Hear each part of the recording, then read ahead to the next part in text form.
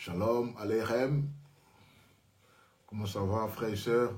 C'est Maurice Elkan Ben Avraham de Torah Call Ministries, de la communauté Amshegoula et de la Yeshiva Formation Talmidim. Alors, je sais que ça fait très longtemps qu'on s'est vu, mais écoutez, je reviendrai, comme je vous l'ai dit, au moins chaque fois, chaque mois, disons, pour échanger avec vous. Et aujourd'hui, on a un sujet très tabou, un peu comme le sujet de la sorcellerie.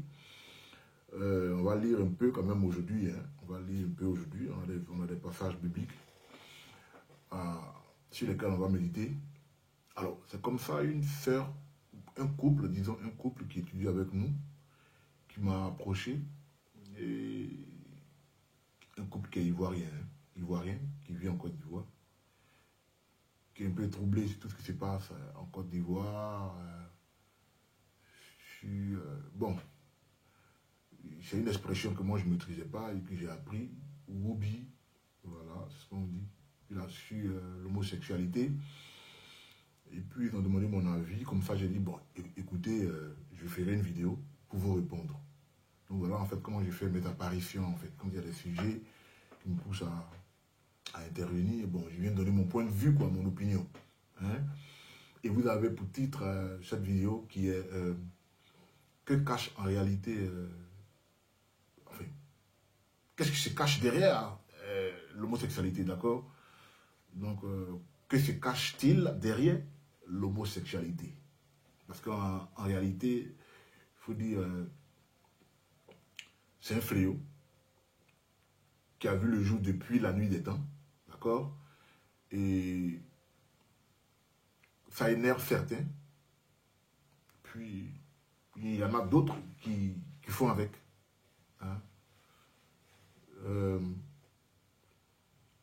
Moi, ma question que je me suis tout le temps posée, c'est que ceux qui s'énervent, ceux qui ne sont pas contents, quand ils voient enfin, les actes d'homosexualité, ils ne savent pas pourquoi ils sont énervés, en fait. C'est juste un constat que j'ai fait. Ça dit que, vous voyez, j'ai fait un parcours, j'ai tourné sur les réseaux sociaux pour voir, en fait, oui, effectivement, le fléau, il est là depuis, moi je suis ivoirien de naissance, d'origine. Ça est là depuis avant que je naisse. En Côte d'Ivoire, c'est un truc qui existe. Quand je grandissais un peu, quand on allait regarder les concerts à l'hôtel Ivoire, je le voyais sur la route là. J'étais très jeune, 18, 19, 20 ans, on allait voir les concerts des artistes qui venaient. Quand on passe sur la route là, je ne sais pas si c'est le boulevard Latry, je crois bien. Je le voyais là, on me disait, ah, voilà. Mais bon, je suis en Angleterre, là je le vois bien. Voilà, deux qui s'embrassent dans la rue et tout. Bon, ça c'est les cultures, mais je veux dire, bibliquement aussi ça existe. Depuis le jardin d'Éden, ça est là. D'accord? En passant par Noé, ça est là. En fait, quand on parle de Sodome et Gomorrhe, mais non. Avant même, il y a eu aussi... ce sont les périodes, la tour de Babel, ils étaient là. Noé, ils étaient là. Dans le jardin, ce fléau était là. C'est que dernièrement, je veux dire, de manière historique, dernièrement, avec Sodome et Gomorrhe qu'on constate. Dans le livre des juges, on voit dans le livre des rois, ça est là. Dans la Brite Adacha, dans Romains, la lettre de Paul, aux croyants qui vivent à Rome, Paul fait mention de ça. Donc la Bible est truffée de ce fléau-là, l'homosexualité. Mais je veux dire, quand les gens se plaignent de ça, leur point de vue, en fait, pour moi, c'est pas convaincant, en fait. Pourquoi tu n'aimes pas les homosexuels? Bon, oui, parce que Dieu a dit qu'ils vont mourir, mais tout le monde va mourir. Ça, c'est un. Je veux dire aussi que c'est pas seulement ceux qui font ça, c'est pas seulement ce qu'ils font là qui vont faire qu'on va peut-être aller dans le feu ardent. Il y a la prostitution de la femme. Je vois sur les réseaux sociaux les filles qui sont dénudées, qui s'habillent, qui ne sais pas, mais il y a des danses qui sont à la mode, mais quand tu regardes la danse, tu te dis, mais c'est quoi tout ça? D'où vient l'inspiration? Il y a ceux qui sont hypocrites, ceux qui sont orgueilleux, ceux qui sont méchants, ils ne vont pas hériter du royaume. Donc, en fait de compte, tout le monde ira là-bas. Mais je persiste. Pourquoi est-ce que Bon, il y a un, je crois, qui m'a dit, tout à l'heure, j'ai communiqué avec un frère aussi qui m'a dit, non, mais il s'expose dans la rue et tout, mais tout s'expose. Les gens qui détournent les deniers publics, les fonds on a vu le fonds, comment on peut faire ça? Le fait, non? Le fait, ouais. Le fonds d'entretien routier. Il y a des milliards qui ont été volés. On a vu où ça encore? Avec l'organisme qui s'occupe des passeports. Hein? Sinidaï. Il y a eu un détournement là-bas. Dans le trésor public, détournement. Mais c'est tout cela, ils ne vont pas hériter du royaume. S'ils ne sont pas repentis, quoi. Mais pourquoi est-ce que c'est les homosexuels, c'est eux? Frères et sœurs, le titre de ma vidéo, c'est qu'est-ce qui se cache derrière l'homosexualité? C'est-à-dire que notre créateur, Elohim, il a une vision différente, hein, de la nôtre. C'est-à-dire que son opinion diffère de notre manière de voir les choses. Et moi, quand j'ai découvert ça, là j'ai compris pourquoi il a dénommé l'homosexualité abomination. Vous voyez? Le péché est le petit frère de l'abomination. Il y a l'abomination et il y a le péché. Mais le péché est d'abord une... L'abomination d'abord est d'abord un péché, mais il va à un autre niveau. C'est ce que je vais expliquer. C'est une vidéo qui aura 2 ou 3 parties. Mais je veux dire, on va lire d'abord, hein, on va lire quelques versets. Hein, on va lire quelques versets. Comme ça, on va suivre le cours de la chose, d'accord? Lévitique 20, 13. C'est important, Lévitique chapitre 20, verset 13. Parce qu'il ne faudrait pas lapider, hein, des gens sans savoir pourquoi tu les lapides. Puisque ce que j'entends aussi, par exemple, oui, c'est 2 hommes qui s'embrassent. Mais ce n'est pas ce qu'Elohim voit, en fait. Est-ce qu'on se comprend? Oui, 2 poilus, par exemple, hein, c'est pas pour rigoler, quoi. 2 poilus qui s'embrassent, 2 hommes qui vont ensemble. Hein, mais c'est pas ça qui énerve Elohim. C'est pas pour ça qu'Elohim appelle ça abomination. Je ne sais pas si vous me comprenez. Il drague, un garçon drague son ami garçon, ils vont ensemble dans une chambre d'hôtel, ils couchent ensemble, ils se mettent nus, ils vont ensemble. L'acte même, bon, Elohim aime l'homosexuel, mais il n'aime pas l'acte. Parce que l'acte conduit à quelque chose qu'Elohim décrit comme une chose abominable. Soyez connectés. Lévitique chapitre 20, comme j'ai dit, verset 13. On va lire rapidement. Alors, si un homme couche avec un homme, comme avec... Enfin, je réponds, si un homme couche avec un homme, comme s'il couchait avec une femme, tous deux ont commis une abomination. Ils seront mis à mort, leur sang sera sur eux. D'accord? Bon, après, vous pouvez continuer la lecture, verset 14 aussi. On parle de la femme. Ok? C'est-à-dire que quand Moïse, ça c'est la le troisième livre, hein, attribué à Moïse, puisque le premier c'est Genèse, Exode, Lévitique, Nombre, Deutéronome. Donc Lévitique, quand Moïse écrit, c'est un livre qui est très loyal. Si tu veux maîtriser la loi d'Élohim, voici Lévitique. D'ailleurs, dans la pensée juive, chez nous, un enfant, quand il apprend à parler, il a 4 ans, il va, reception, comme on dit, il est au jardin, après ça, il va au CP1, hein, il commence à parler, il commence à lire, on lui fait lire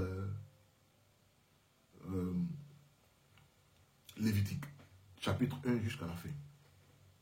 Hein, ça, c'est un petit secret, puisque il y a des connexions très, très mystiques. L'enfant devient très aware, il devient très averti. Hein, il est averti. On ne fait pas ça, on fait ci, on ne fait pas ça, on fait ci. J'ai beaucoup d'anecdotes comme ça avec mes enfants. Quand ils vont à l'école, à cause de Lévitique. Bref. Donc, on a lu ce verset. D'accord? On a Elohim qui dit, bon ben, si un homme couche avec une femme, hein, enfin, un homme couche avec un homme comme on couche avec une femme, tous les deux, ils seront mis à mort, hein, parce que l'acte qu'ils ont posé est un acte abominable. D'accord? Donc, ils seront punis de mort, et puis leur sang retombera sur eux. Vous voyez? Donc, c'est très codé. C'est très codé parce que vous allez souligner les mots qui sont très importants. L'homme, abomination, et puis, bon, la femme est en parenthèse. Hein. L'homme, abominable ou abomination, et puis leur sang, le sang. Ok? C'est le but de ma vidéo.